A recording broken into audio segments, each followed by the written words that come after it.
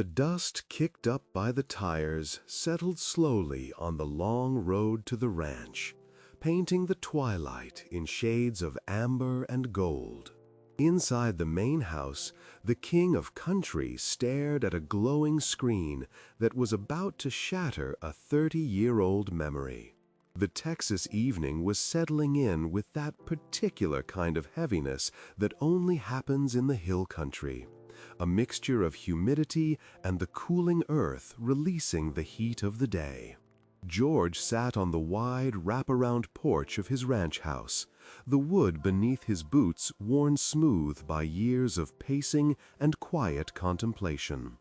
In his hand, he held a glass of iced tea that was sweating condensation onto his calloused fingers, and in the other, a tablet that his grandson had insisted he learn to use properly.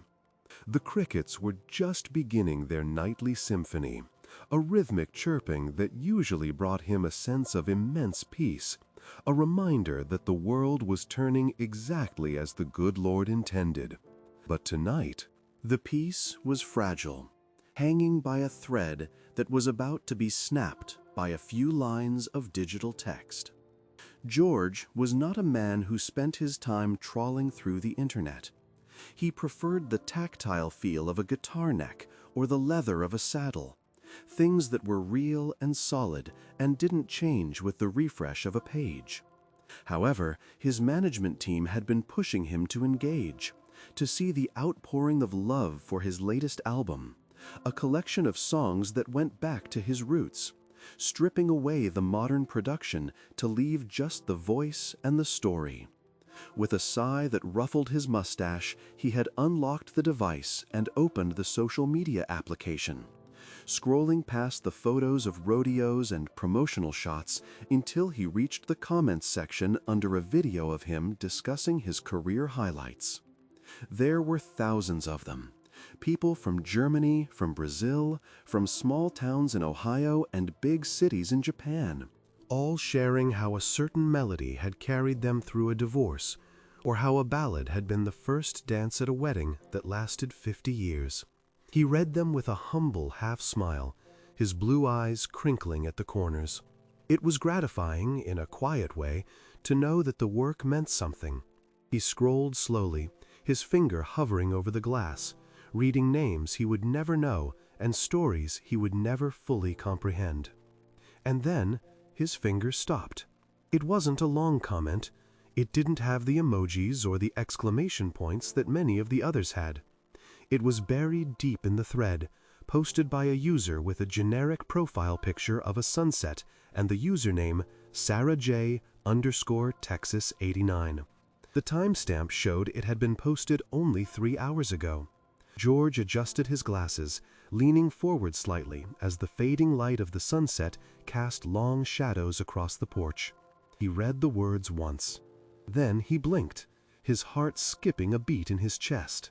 A physical sensation of shock that he hadn't felt in years. He read it again, moving his lips silently as he sounded out the sentences, trying to force them to make sense within the architecture of his own memory. The comment read, "Everyone talks about the awards and the hits, but nobody knows the real truth." In 1989, while George was walking up to the stage to receive the Entertainer of the Year award, his wife Norma wasn't in the audience. She was in the parking lot of St. David's Hospital in Austin.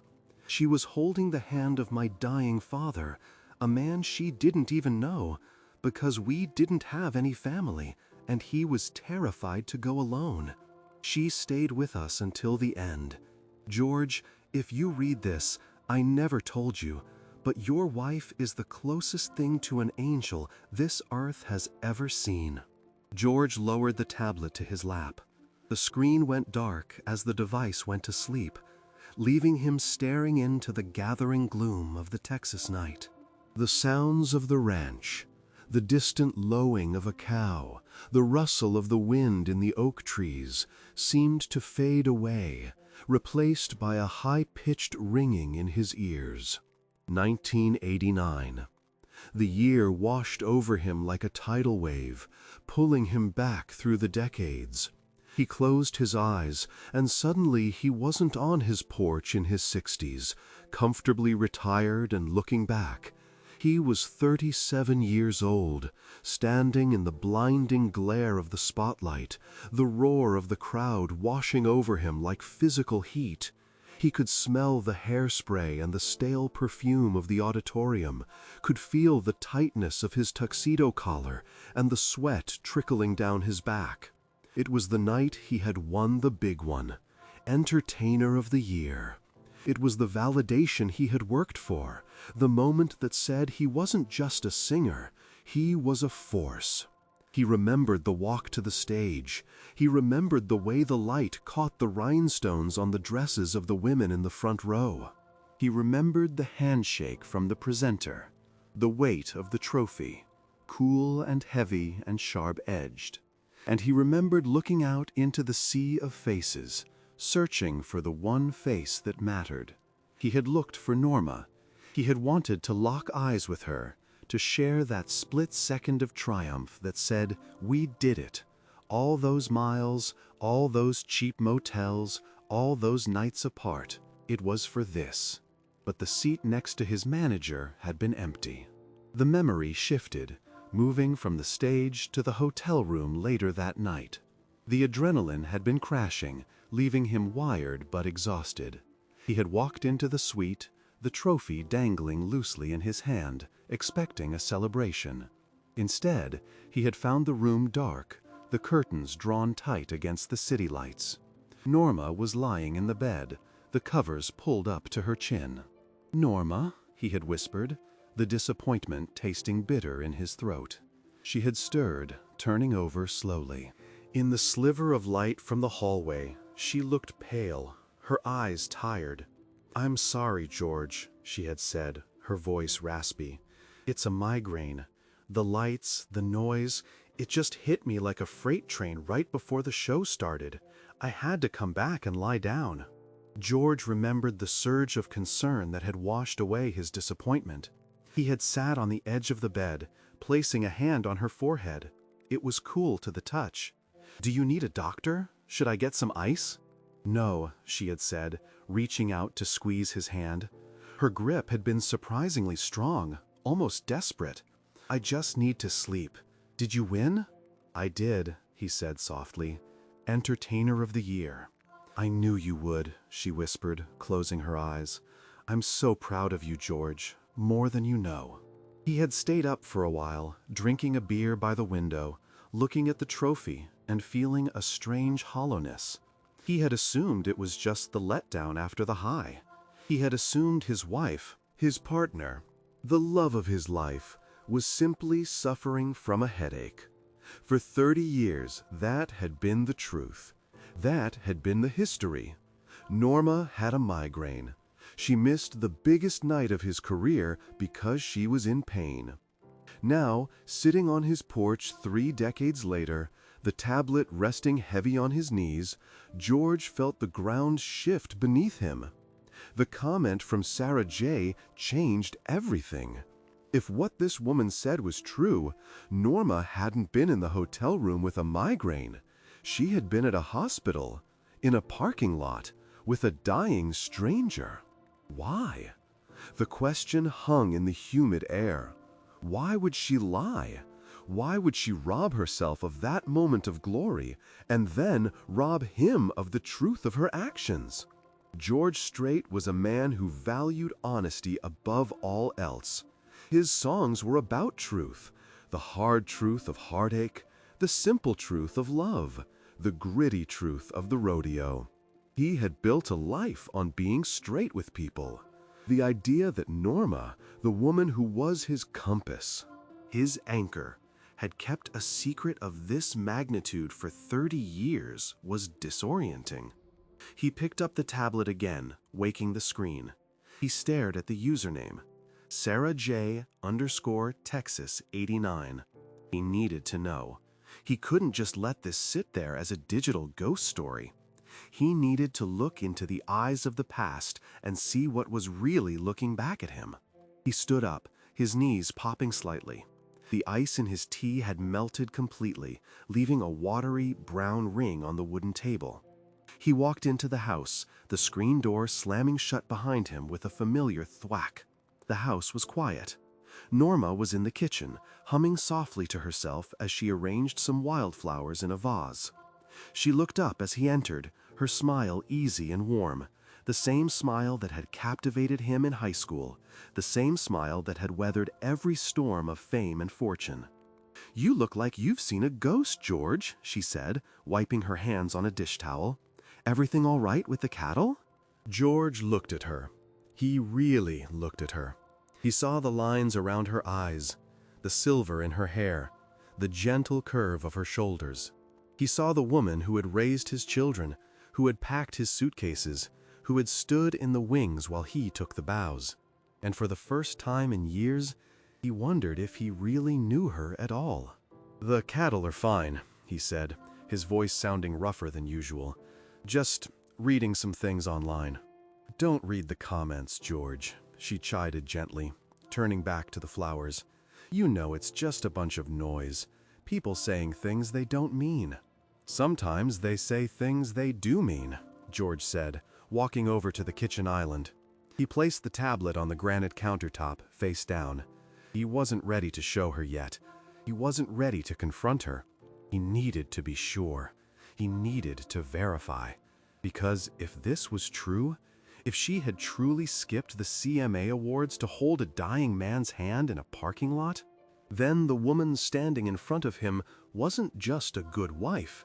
She was something else entirely. "I'm going to the study for a bit," he said. "I need to make a call." Norma paused, sensing the shift in his mood.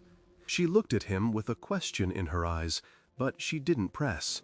That was Norma. She gave him space when the world crowded in. "Okay, dinner will be ready in an hour. Don't work too hard." George walked down the hallway, the photos on the wall watching him pass. Photos of gold records, photos of presidents, photos of packed stadiums.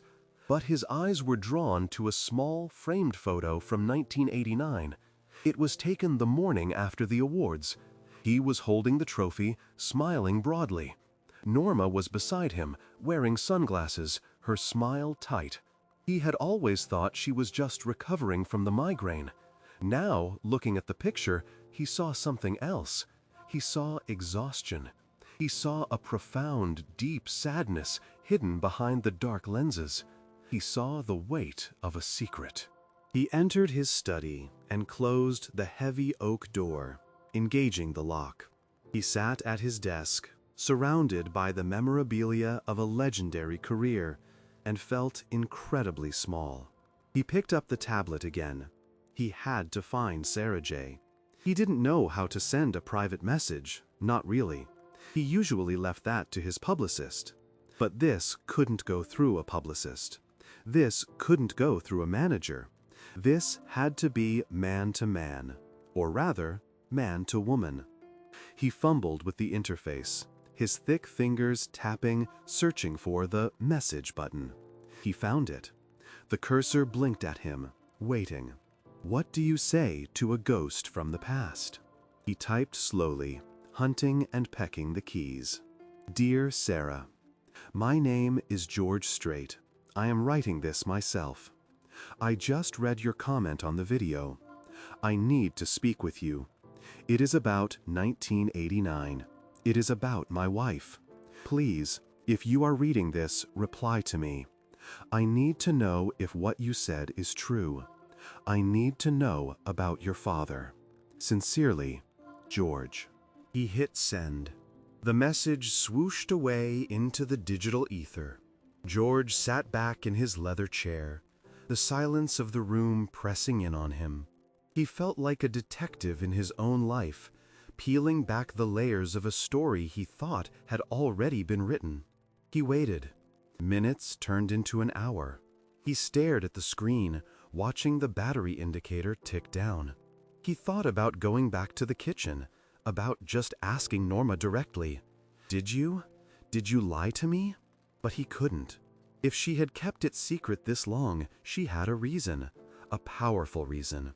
And if he asked her, she might brush it off, minimize it, hide it again. He needed the details. He needed the ammunition of truth before he could breach the fortress of her humility. The tablet pinged, a soft electronic chime that sounded like a gunshot in the quiet study. George sat up straight. A notification. Sarah J. Texas 89 has replied to your message. His hands trembled slightly as he tapped the screen. The message was long. Mr. Strait, I can't believe you read that. I almost deleted it 10 minutes after I posted it because I thought I was overstepping. I'm shaking right now. Yes, it's true. Every word. I have the obituary. I have the date. October 9th, 1989. My father's name was Thomas. We were poor, Mr. Strait. Dirt poor. We had an old truck that broke down in the parking lot of the hospital after the doctors told us there was nothing more they could do. They discharged him because we couldn't pay for another night, and he wanted to die outside, under the sky. I was 16. I was crying, trying to get the truck started. My dad was in the passenger seat, gasping for air. People walked by. Doctors, nurses, visitors. They looked away. They didn't want to see the ugly side of dying. But then a woman in a beautiful evening gown, holding a pair of high heels in her hand, walked out of the shadows. She didn't look away. George read the words, his vision blurring. He could see it. He could visualize the scene. Norma, dressed for the red carpet, but walking in the shadows. She came over to the truck, the message continued. She didn't care about the dirt or the blood on his shirt. She opened the door and took his hand. She told me, "Honey, you stop trying to start that engine. You just come here and hold his other hand. He's going home." She stayed with us for 2 hours. She prayed. She sang to him, softly, not like a performer, but like a mother. She sang Amazing Grace. And when he took his last breath, she was the one who closed his eyes. George wiped a tear from his cheek. The image of Norma, in her gala dress, kneeling on the asphalt of a hospital parking lot, singing a hymn to a dying stranger while the rest of the world was celebrating George Strait, it was overwhelming. It broke him open. But there was more. The message continued. "But that's not all, Mr. Strait. There's something else you need to know. Something I found out later. I didn't know who she was at the time. She just said her name was Norma. But the next day, when the funeral home came to pick up my dad, everything was paid for. The casket, the plot, the service, everything. It was paid in cash. The funeral director said a woman dropped off an envelope. I never knew for sure until years later, when I saw a picture of you and her in a magazine. I recognized her eyes, the eyes that looked at my father with so much love." George let out a breath he didn't know he was holding. It came out as a shuddering sob. He covered his mouth with his hand, trying to stifle the sound. She had paid for the funeral. She had used the emergency cash they always kept in the travel bag, money he thought she had spent on shopping or gifts for the kids over the years. He stood up and walked to the window. The night was fully dark now. He looked out toward the barn, where the silhouette of the ranch stood against the stars. He thought about the migraine. He thought about how she had let him believe she was weak, that she couldn't handle the pressure, just so she could go and do the strongest thing a human being could do. Why hide the payment? Why hide the act? Because, George realized with a jolt, if she had told him, it would have become a story. The press would have found out. George Strait's wife saves dying man. It would have turned a sacred, holy moment into a headline. It would have made the charity about them, about their brand, about their image. Norma didn't want that. She wanted the act to belong to Thomas. She wanted the dignity to remain with the family. She erased herself from the narrative so completely that even her husband didn't know. But there was a gap in the story, A logistical gap. How did she get there? How did she leave the venue, get to a hospital, and get back without security knowing, without the driver knowing? George looked back at the tablet. He needed to verify the details. He needed to be absolutely certain before he walked into that kitchen and faced her. He needed to find the driver from 1989, Old Man Miller. He was long retired, living down in Corpus Christi if he was still alive. George grabbed his phone. He dialed a number from memory, a number he hadn't called in a decade. It rang 4 times. "Hello?" A gravelly, sleepy voice answered. "Miller? It's George Strait." There was a pause, then a cough. "George? Well, I'll be damned. Is everything all right? It's late." "I know, Miller. I'm sorry. I need to ask you something. Something about the night of the CMAs in '89, the night I won Entertainer of the Year." "I remember it," Miller said. "Crazy night." "Miller, did you drive Norma back to the hotel early that night? She said she had a migraine." The line went silent. Static crackled in George's ear. The silence stretched out, heavy and pregnant with meaning. "Miller," George pressed, his voice firm, "tell me the truth. Did you take her to the hotel?" "George," Miller sighed, the sound of a man relieved of a burden he'd carried for too long. "I promised her I'd never say a word. She made me swear on my mother's Bible. Miller, please. I know about the hospital. I know about the man in the parking lot. I just need to know how she got there." "She didn't take the limo, George," Miller said softly. "She made me pull over 3 blocks from the venue. She saw an ambulance rushing by, and she got this look in her face. She said, 'Someone needs me, Miller.' She hopped out of that limo in her $1,000 dress and she hailed a cab. She told me to drive the limo back to the hotel and wait, so if anyone asked, the car was there. She didn't want to ruin your night. She came back 3 hours later, smelling like diesel fumes and tears. She made me promise. She said, 'Tonight is George's night. If he knows I was sad, or if he knows I was at a hospital, he won't enjoy his award. He'll worry. Let him have his night.'"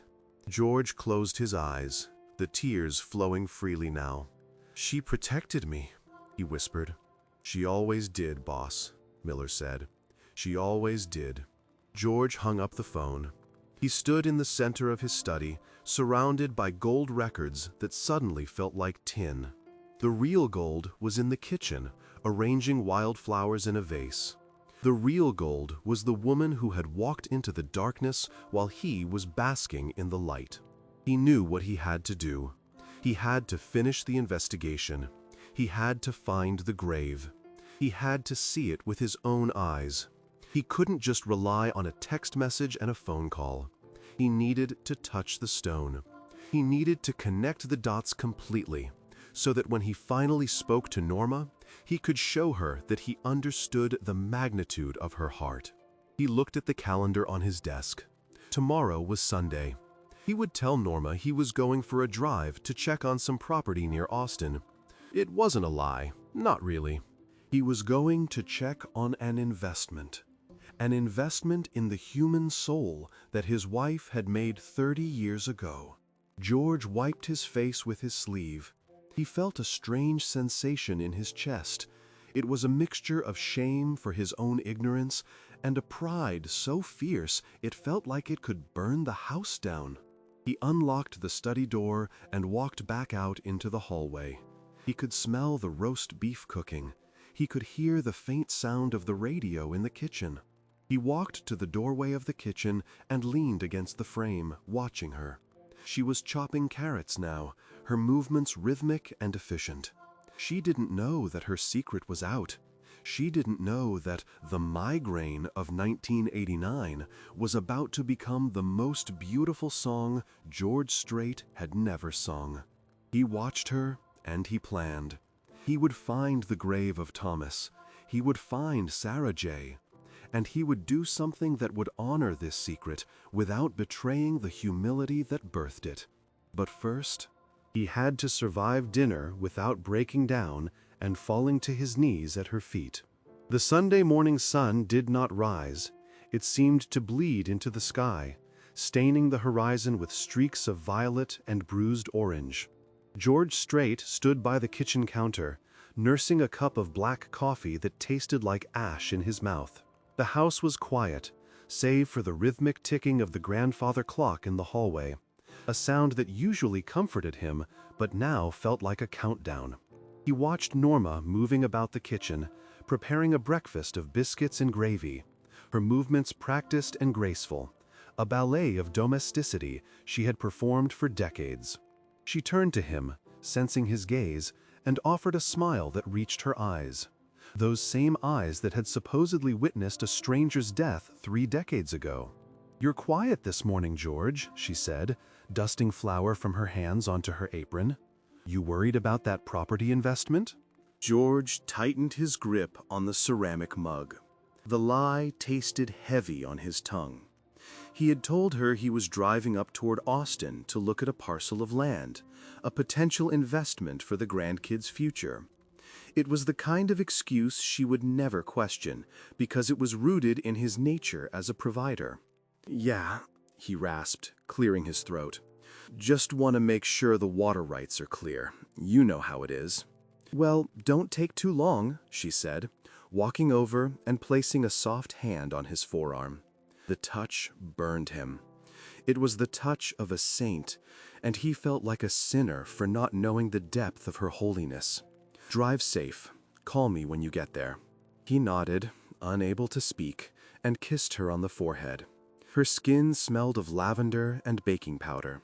He walked out to his truck, the black Silverado gleaming in the early light, and climbed inside. As he turned the key and the engine roared to life, he felt like he was leaving one world and embarking on a journey into another. A world where his wife was the hero, and he was merely the husband who had been too busy looking at lights to see the stars. The drive to Austin was a blur of fence posts and bluebonnets. George didn't turn on the radio. He couldn't bear the sound of music, not even his own, especially not his own. Every song he had ever sung about heartache and redemption seemed shallow compared to the story he had read on that tablet.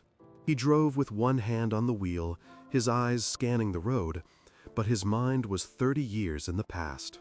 He replayed the night of the awards over and over. He remembered the champagne. He remembered the laughter. He remembered how he had felt slightly annoyed that Norma wasn't there to fix his tie. The arrogance of it made his stomach turn. He reached the outskirts of Austin just before noon. The city had changed since 1989. Skyscrapers of glass and steel now dominated the skyline, a testament to time moving forward. But the destination George was heading to was immune to the passage of time. The Oakwood Rest Cemetery was located on the east side of town, a quiet, sprawling acreage of old trees and weathered stones. He pulled the truck into the gravel lot. There was only one other car there, a battered sedan that had seen better days. Standing next to it was a woman. She looked to be in her late 40s, her hair pulled back in a sensible ponytail, wearing a simple floral dress. She was wringing her hands, looking toward the entrance. George killed the engine. He took a deep breath, adjusted his cowboy hat, and stepped out. The heat hit him instantly, dry and relentless. He walked toward the woman, his boots crunching on the gravel. As he got closer, he saw her eyes widen. She took a half step back, as if the reality of George Strait walking toward her was too much to process. "Sarah?" he asked, his voice low and gentle. "Mr. Strait," she breathed, her voice trembling. I didn't know if you'd really come." "I told you I would," George said, stopping a few feet from her. He took off his sunglasses, letting her see his eyes. He wanted her to see the sincerity there. "And please, call me George. We're way past formalities, I think." Sarah nodded, tears instantly welling up in her eyes. She looked tired, worn down by the years, but there was a strength in her jawline that reminded him of the women he grew up with. "I'm sorry for the comment," she said quickly. "I had a glass of wine, and it was the anniversary of his death, and I saw your video, and I felt like the world needed to know. I didn't mean to cause trouble." "You didn't cause trouble, Sarah," George said, stepping closer and offering his hand. She took it. Her grip was firm, working-class hands. "You woke me up. You told me something I should have known 30 years ago. Now, show me. Take me to him." They walked in silence through the rows of headstones. The grass was dry and yellow, crunching under their feet. The cicadas were buzzing in the oak trees, a wall of sound that enclosed them in this private moment.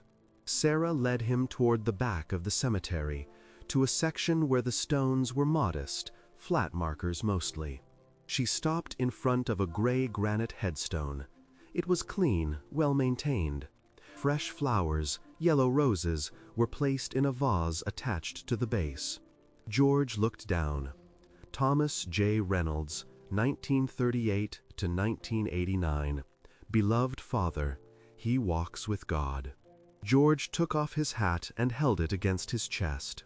He stood there for a long time, just looking at the name. This was the man. This was the stranger who had received the comfort of his wife while George was accepting a trophy. This was the man who had died in a parking lot while George was drinking champagne.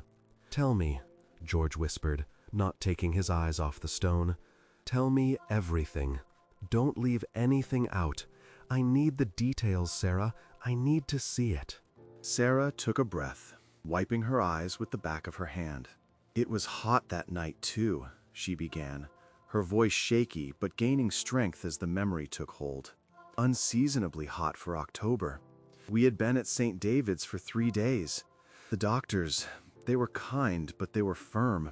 Dad didn't have insurance. We had exhausted what little savings we had. They said there was nothing more they could do for his lungs. He was drowning, George, drowning in his own body." George flinched, but didn't look away. "He begged me to take him out," Sarah continued. "He said he didn't want to die listening to machines. He wanted to see the sky. So I signed the papers. I wheeled him out to the truck. It was an old Ford, a piece of junk. I got him into the passenger seat, and he was so heavy. He was just dead weight already. I got in the driver's seat and turned the key. Nothing, just a click. The battery was dead." She paused, looking down at the grave. "I panicked. I was 16. I started crying, hitting the steering wheel. Dad was gasping, making this terrible rattling sound. I jumped out and popped the hood, like I knew what I was doing. I didn't. People walked by in the parking lot. I screamed for help. Please, someone help me. But they walked faster. It was night. We looked like trash. They were afraid." George closed his eyes, imagining the scene, the isolation, the fear. "Then," Sarah said, her voice softening, taking on a reverent tone, "a limousine pulled up near the entrance. I saw the driver get out and open the back door. I thought, rich people, they won't help. But then she stepped out. Norma," George whispered. "I didn't know her name then. She was wearing a blue dress. It sparkled under the streetlights. It was floor length. She had diamonds in her ears. She looked like a movie star. She said something to the driver, and he looked upset, but she waved him off. She started walking across the parking lot. She wasn't walking carefully. She was marching. She saw me by the hood of the truck." "What did she say?" George asked. "She didn't say anything to me at first. She walked right past me to the passenger door. She opened it. She looked at my dad. He was terrified, eyes bulging. She leaned in right into the cab of that dirty truck, and she took his face in her hands. She said, 'It's okay, Thomas. I've got you. You aren't alone.' I don't know how she knew his name. Maybe she saw the bracelet. Maybe she just knew." Sarah looked at George. She sat on the running board of the truck, in that dress. She pulled his head down to rest on her shoulder. The fabric of her dress was getting stained with his sweat and the blood he was coughing up. She didn't flinch. She just stroked his hair. She told me to come around and hold his hand. She said he needs to feel his daughter. So I did. And she sang? George asked, his voice thick with emotion. Yes. After about 20 minutes, his breathing got really bad. He was fighting it. She started humming. Then she started singing. Amazing Grace. But then she sang something else, a lullaby, all through the night. Her voice, it wasn't a performer's voice, George. It was like a blanket. It calmed him. His breathing slowed down. He stopped fighting. He looked at her, and then he looked at me, and he smiled, just a little bit. And then he was gone. George felt a tear slide down his cheek, hot and fast.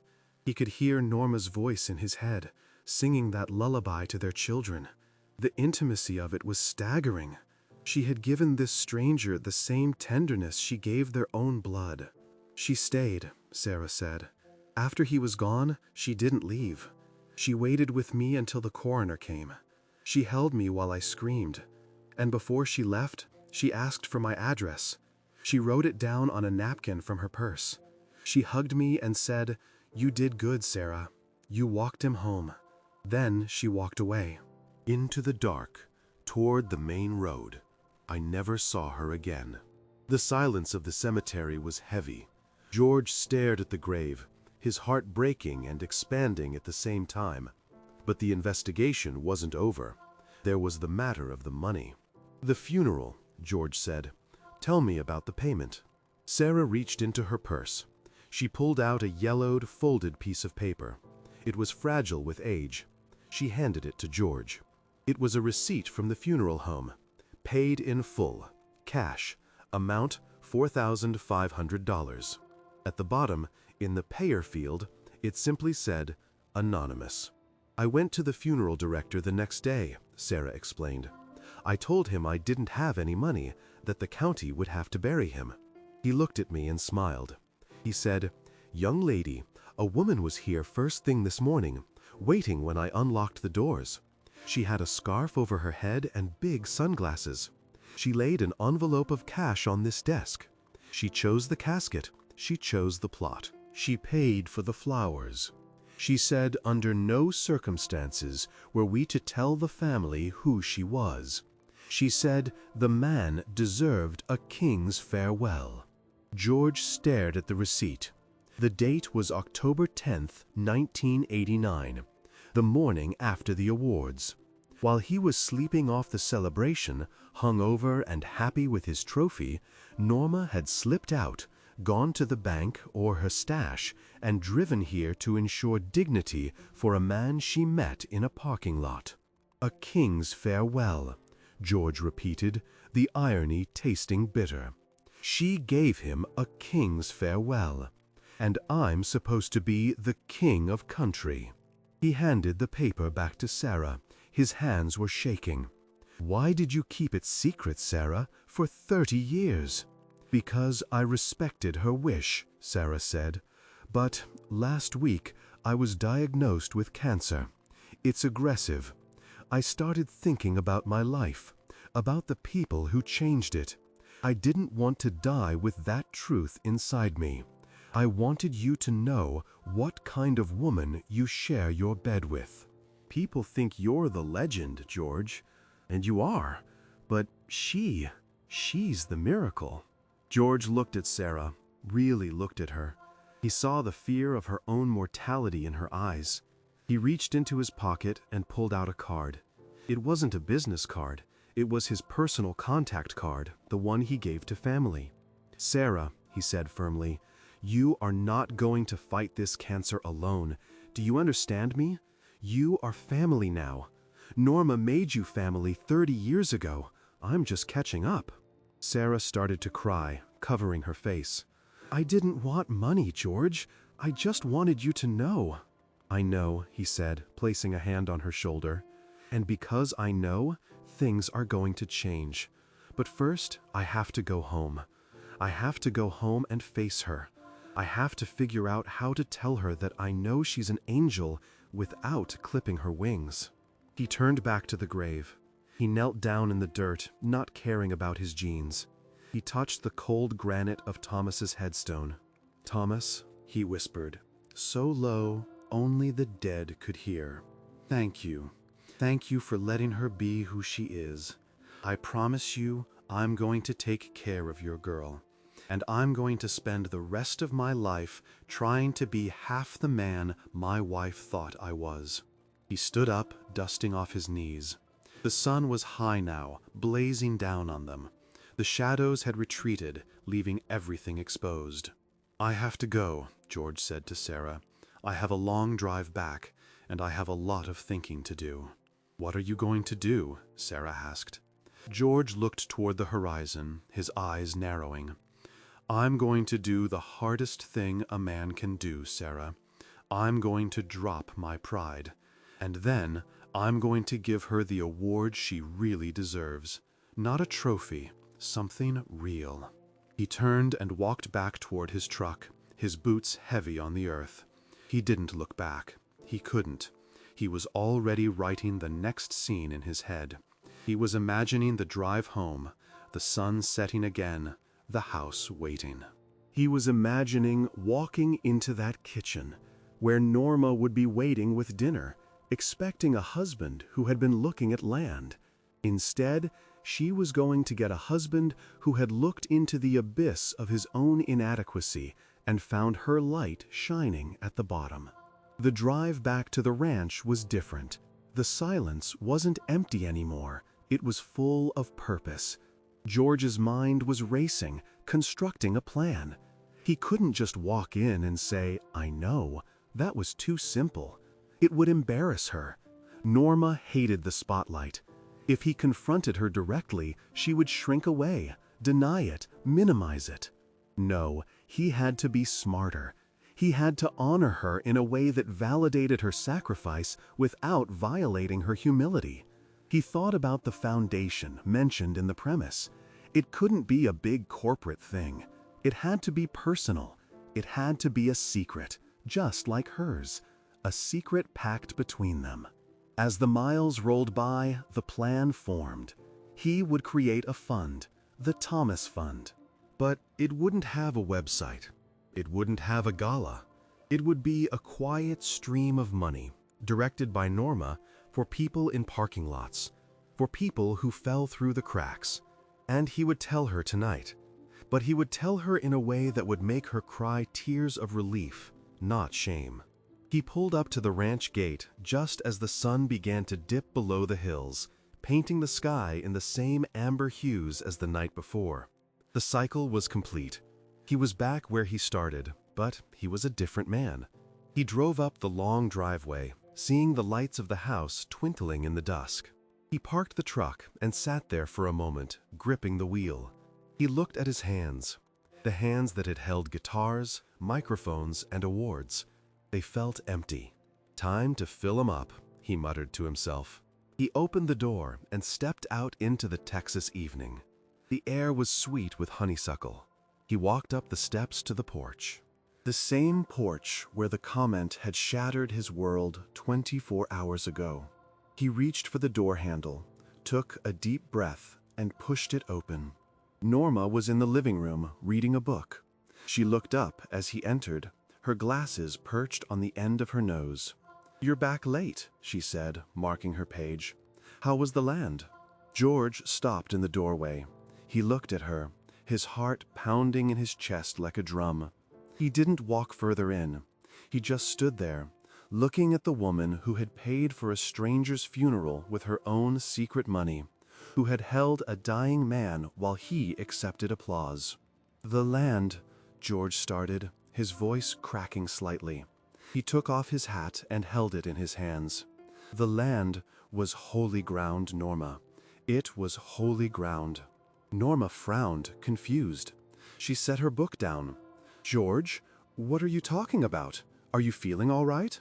George took a step forward. The moment had arrived. The investigation was over. The revelation was about to begin.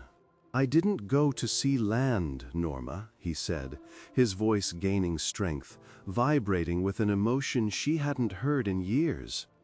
"I went to Austin. I went to the Oakwood Rest Cemetery. I went to visit a man named Thomas." The color drained from Norma's face instantly. She stood up, her hand flying to her mouth. The book fell to the floor with a dull thud.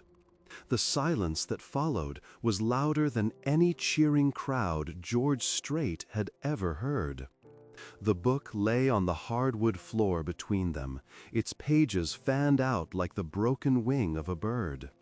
The sound of its impact echoed in the high ceilings of the ranch house, marking a divide in time. Before the book fell, they were George and Norma, the king and his queen, living a life of comfortable, understood rhythms. Now, they were two souls standing on opposite sides of a 30-year-old secret that had finally clawed its way out of the grave. Norma's hands were trembling. She clasped them together in front of her waist, a gesture of defense he had rarely seen. Her eyes, usually so steady, darted around the room as if looking for an exit, or perhaps looking for the lie that would cover the truth one last time. But she saw George's face. She saw the red-rimmed eyes, the set of his jaw, and the raw, naked emotion that stripped away the celebrity and left only the man. She knew the lie would find no purchase here. "You went to the grave," she whispered, her voice barely audible over the hum of the refrigerator. It wasn't a question, it was a surrender. "I met Sarah," George said, taking another step forward. He felt heavy, as if gravity had doubled inside the room. "I saw the receipt, Norma. October 10th, 1989. Paid in full. Anonymous." Norma closed her eyes and let out a long, shuddering breath. Her shoulders slumped, the tension leaving her body not in relief, but in resignation. "I never wanted you to know, George. I tried so hard." "Why?" George asked, his voice cracking. "Why hide the best thing you ever did? I was walking around with a trophy, thinking I was on top of the world, and you were doing God's work in the dirt. Why let me believe it was a migraine?" Norma opened her eyes and looked at him. Tears were streaming down her face now, tracking through the lines of age that made her beautiful to him. "Because it was your night, George. It was the night you had worked for since you were playing honky-tonks for beer money. If I had told you I spent the evening holding a dying man, if I had come back smelling of death and sadness, it would have stolen your light. You would have worried. You would have felt guilty for being happy. I couldn't take that from you." George shook his head, closing the distance between them. He reached out and took her hands. They were cold. "You think I care about the light? You think that trophy means anything compared to this?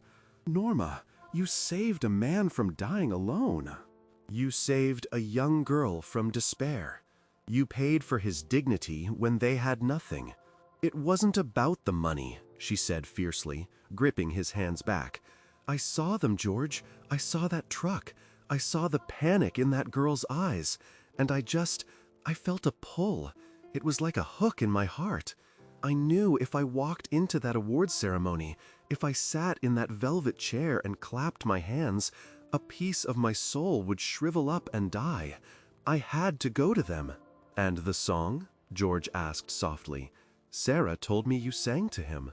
Norma looked down at their joined hands. A flush rose on her cheeks. "He was scared, George. He was so scared. The machines were gone, the doctors were gone.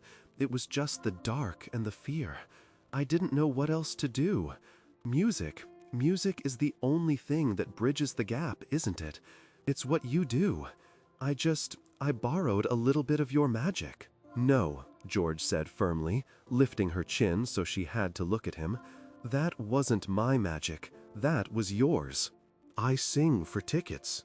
I sing for applause. You sang for a soul. You sang him across the river, Norma. That's not my magic. That's something I can't even touch." He pulled her into his arms then, burying his face in the crook of her neck. He smelled the lavender, but now he smelled the steel beneath it. He held her tighter than he had in years, rocking her slightly as they stood in the center of the living room. The grandfather clock ticked on, but the countdown was over.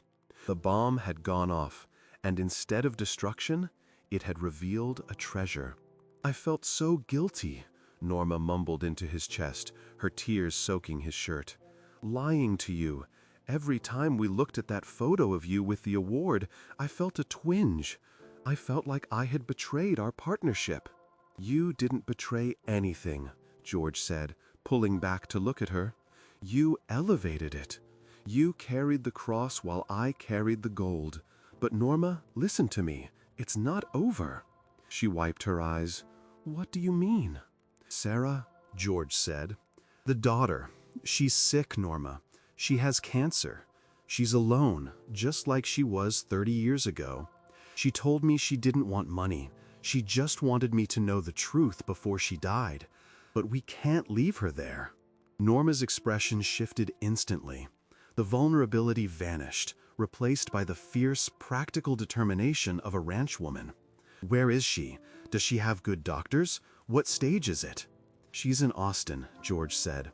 "She's struggling, but she's a fighter. She's Thomas's daughter." Norma pulled away from him, already moving toward the kitchen where the phone was kept.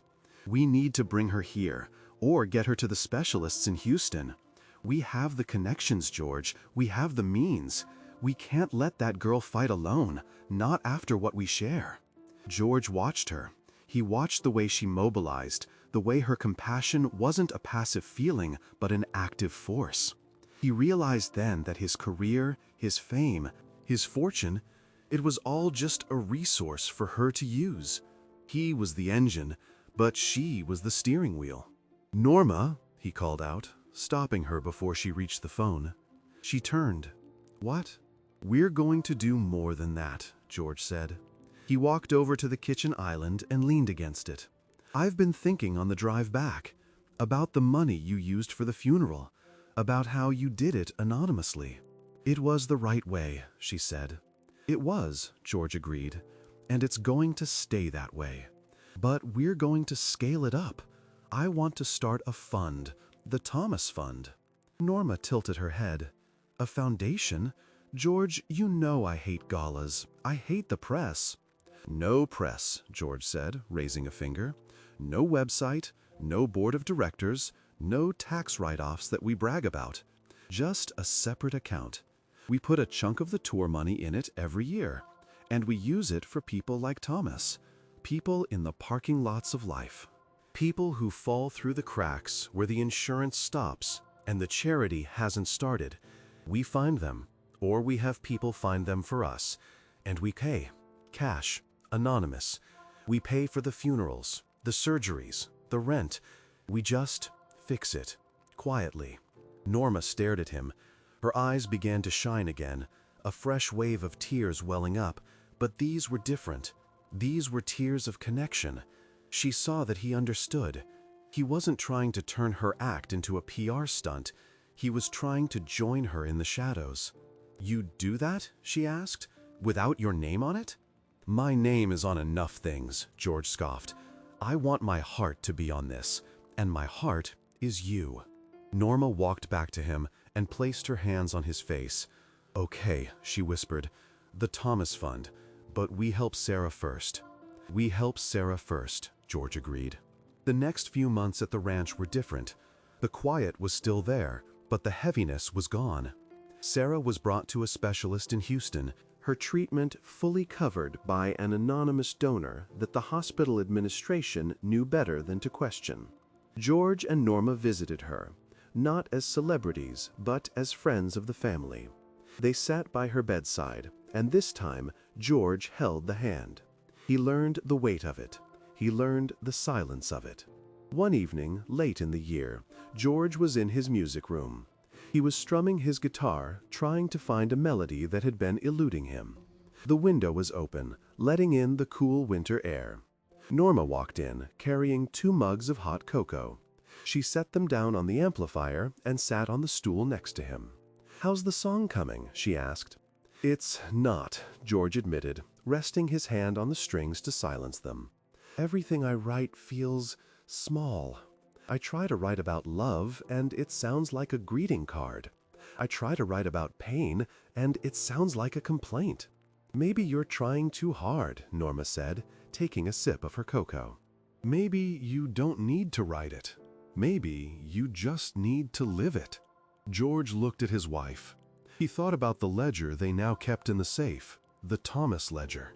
In just 6 months, they had paid for 3 funerals, 2 experimental surgeries, and kept a single mother from eviction in San Antonio.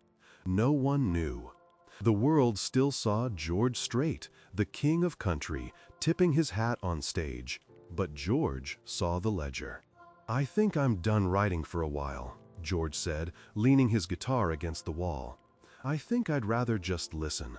"Listen to what?" "To you," George said. "To the quiet." He reached into his pocket and pulled out a small velvet box. It wasn't a diamond. He had given her plenty of those.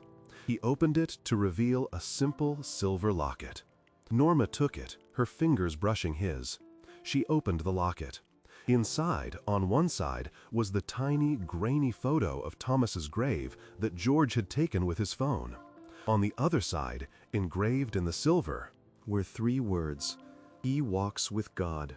"I wanted you to have it," George said, his voice thick. "So you remember that you don't walk alone either. You never did. I was just a little late catching up." Norma clasped the locket around her neck. It rested against her skin, cool and solid. She leaned over and kissed him, a kiss that tasted of cocoa and 30 years of forgiveness. "Play it for me," she whispered. "Play what?" "The lullaby," she said. "Play all through the night. I want to hear you play it." George hesitated. That was her song. That was the holy song. But he saw the invitation in her eyes. It wasn't a test. It was a sharing.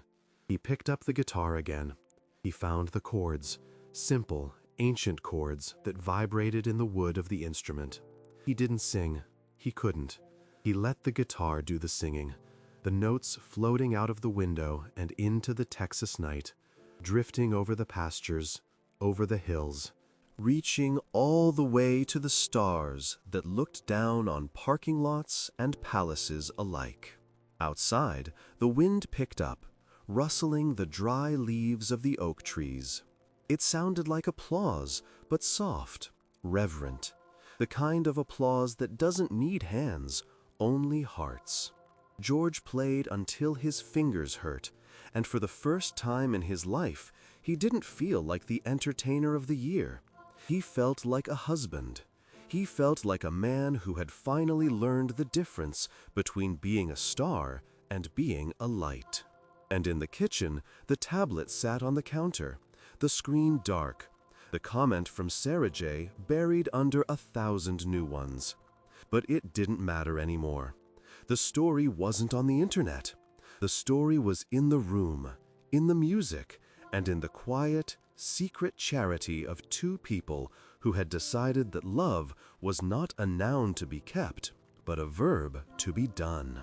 George finished the song, the last note fading into silence. He looked at Norma. She was asleep in the chair, her head resting on her shoulder, a small smile on her lips. He stood up, took the blanket from the back of the sofa, and draped it over her. He kissed her forehead. "Good night, Angel," he whispered. He walked to the window and looked out at the dusty road that led away from the ranch. It was the same road, but it looked different now. It wasn't just a road to the stage anymore. It was a road to the hospital, to the cemetery, to the places where life really happened.